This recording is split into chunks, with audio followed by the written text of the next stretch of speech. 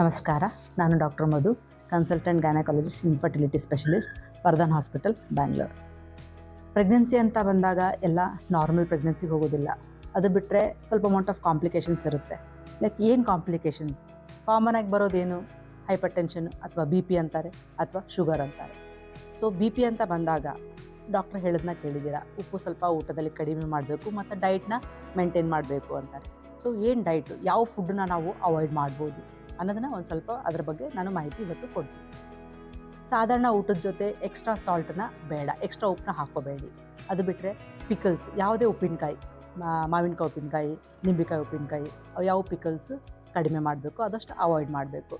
Preserved ಚಟ್ನೀಸ್ ಅಂತಾರೆ, ಅಂದರೆ ಇವಾಗ ರೆಡಿಮೇಡಲ್ಲಿ ಜಾರ್ಸಲ್ಲಿ ಬರ್ತಾ ಇದೆ, ಟೊಮೆಟೊ ಚಟ್ನಿ, ಆನಿಯನ್ ಚಟ್ನಿ, ಆ ಥರದ್ದೆಲ್ಲ ಫುಡ್ ಐಟಮ್ಸ್ನ ಸ್ಟಾಪ್ ಮಾಡಬೇಕು. ಒಣ ಫಿಶ್ ಅಂತಾರೆ, ಡ್ರೈ ಫಿಶ್ಶು, ಅಥವಾ ಎಲ್ಲ ಈಗ ಪ್ರಿಸರ್ವ್ಡ್ ಮೀಟ್ಸ್ ಬರುತ್ತೆ, ಪ್ರಿಸರ್ವ್ಡ್ ಮಾಂಸ ವಿತ್ ಸಾಲ್ಟ್ ಆ್ಯಸ್ ಪ್ರಿಸರ್ವೇಟಿವ್, ಅಲ್ಲಿ ಸ್ವಲ್ಪ ಅಮೌಂಟ್ ಆಫ್ ಸಾಲ್ಟನ್ನ ಪ್ರಿಸರ್ವೇಟಿವ್ ಆಗಿಟ್ಟಿರುತ್ತೆ, ಆ ಥರ ಫುಡ್ನ ಅವಾಯ್ಡ್ ಮಾಡಬೇಕು.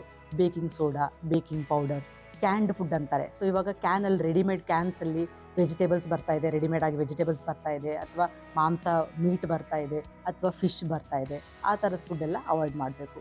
ಚೀಸು, ಬೆಣ್ಣೆ ಬರುತ್ತೆ, ಸಾಲ್ಟೆಡ್ ಬಟ್ರ್ ಅಂತ, ಅದನ್ನು ಅವಾಯ್ಡ್ ಮಾಡಬೇಕು. ಈ ಸಾಕಷ್ಟು ಸಾಲ್ಟೆಡ್ ಸ್ನ್ಯಾಕ್ಸ್ ಬರ್ತಾ ಇದೆ, ಲೈಕ್ ಬಿಸ್ಕೆಟ್ಸು, ಮತ್ತು ಉಪ್ಪು ಹಾಕಿರುವಂಥದ್ದು, ಶೇಂಗಾ, ಗ್ರೀನ್ ಪೀಸು, ನಟ್ಸ್ ಥರ ಬರುತ್ತಾ, ಅದನ್ನು ಅವಾಯ್ಡ್ ಮಾಡಬೇಕು.